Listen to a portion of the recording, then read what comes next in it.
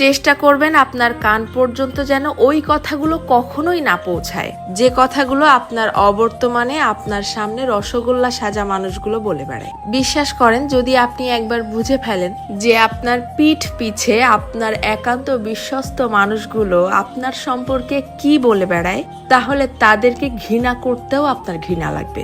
যদি আপনি বুঝে ফেলেন আপনার কান পর্যন্ত কোনো কায়দায় যদি কথাগুলো চলেও আসে, তখন আপনি এমনিতেই নিঃশব্দে মেনে নিতে বাধ্য হবেন যে আপনার আশেপাশে আসলে আপনার বিশ্বাসযোগ্য কেউ নেই। যখন কেউ আপনার প্রশংসা করবে, সেটা তারা কোনো রকম রিয়াকশন ছাড়াই চুপচাপ শুনবে।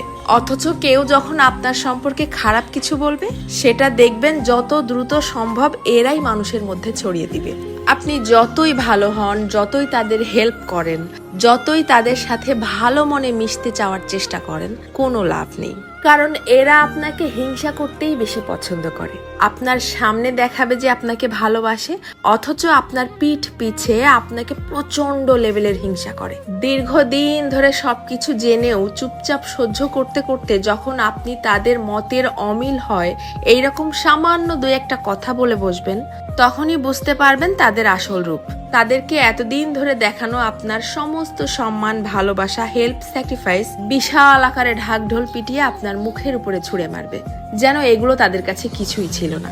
আমার কথাগুলো বিশ্বাস হচ্ছে না? আপনি আপনার জীবনে এই ব্যাপারটা একবার অ্যাপ্লাই করে দেখতে পারেন। বিশ্বাস করেন, কেউ কারো আপন না, শুধুমাত্র সামনাসামনি আপন আপন সাজার ভান ধরে।